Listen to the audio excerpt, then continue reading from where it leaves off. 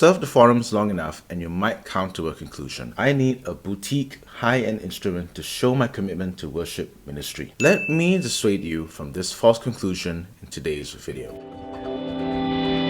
Let me start by saying it's completely natural to dream of owning a high-end, top-of-the-line guitar. Who doesn't want to play instruments that double as pieces of art, both sonically and aesthetically? A high-end guitar carries with it an expectation of a transcendent playing experience. But the truth is, an expensive guitar isn't always the best choice, especially for those of us in worship ministry. Reason number 1, giving God your best doesn't have to be expensive. Firstly, and most importantly, let me address the spiritual issue. If I can articulate the heart behind wanting to buy a high-end guitar for ministry use, it's something along the lines of, I want to give the very best to God because He deserves it. Indeed, God does deserve our best and we should be giving our utmost for His highest, but buying and using a high-end guitar is an oversimplification and, quite frankly, a first world problem Christian way of approaching the matter. God tells us in Isaiah 1:11, "The multitude of your sacrifices, what are they to me, says the Lord?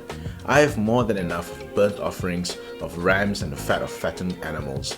I have no pleasure in the blood of bulls and lambs and goats." He also tells us in Hosea 6:6, "For I desire mercy, not sacrifice, an acknowledgement of God rather than burnt offerings." Giving God our very best encompasses not just the material side of our guitar playing, it's all of it, including the very difficult and often neglected aspects of skills maintenance and upkeep. What use is a high-end guitar if you're showing up to practice unrehearsed, or worse, coming late to practice unrehearsed? And it goes beyond that.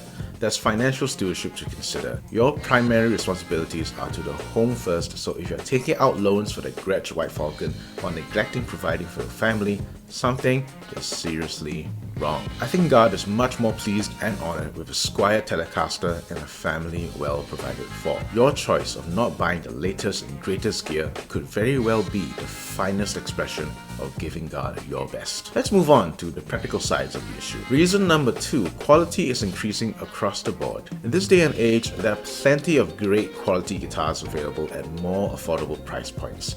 With advances in manufacturing and technology, it's possible to get a guitar that sounds and plays just as well as a high-end model without breaking the bank. This is my Mexican-made Fender Classic Player Baja Telecaster, the cheapest guitar in my collection, but I've reached for it so many times over my other premium guitars. Despite its cheaper price tag, it sports a fantastic pickup combination of a no-caster bridge and a twisted telly neck, which provide true-to-life vintage telly tone at a fraction of the price. Structurally, the guitar is well made, perfectly balanced as far as tellies go, no dead spots on the neck, and a fantastic fret job. All level, nothing sticking out to poke my fingers as I've experienced with cheap guitars. Additionally, the intonation with 3-piece saddle doesn't go haywire over extended use. The key takeaway here is twofold. 1, don't knock it until you try it, and 2, try it before you buy it. A guitar that fits you and your playing style is the guitar for you, and that could very well be a $200 Squire, or in my case, a $600 Baja Telly. Which brings us to the final reason number 3. It's all relative. It's worth considering the fact that guitars are a personal choice, and what works for one person may not work for another. An expensive guitar may not necessarily be the best fit for your style, preferences, or playing needs. It's important to do your research and try different guitars to find the one that feels and sounds the best to you. I've had gas for a Gretsch White Falcon for a long time. I've seen my favorite guitarists play one. I sometimes catch myself daydreaming of playing one. But what has helped me end the gas is going down to the store, sitting down with the guitar, and trying it out. The verdict? It's not as magical as I thought it'd be. It's a huge guitar for a small Asian guy like me. It feels like an electrified acoustic guitar with my build. My arms almost feel too short to comfortably play it, and it doesn't balance well on my body. Now, before you White Falcon devotees throw your stones at me, I did qualify the point. It's all relative. Again, wherever and whenever you can, go down to the store and try the guitar out. It will truly test if that dream guitar is really a good fit for you. So to sum it up, an expensive guitar isn't always the best choice. Don't feel like you have to spend a lot of money to get a great instrument.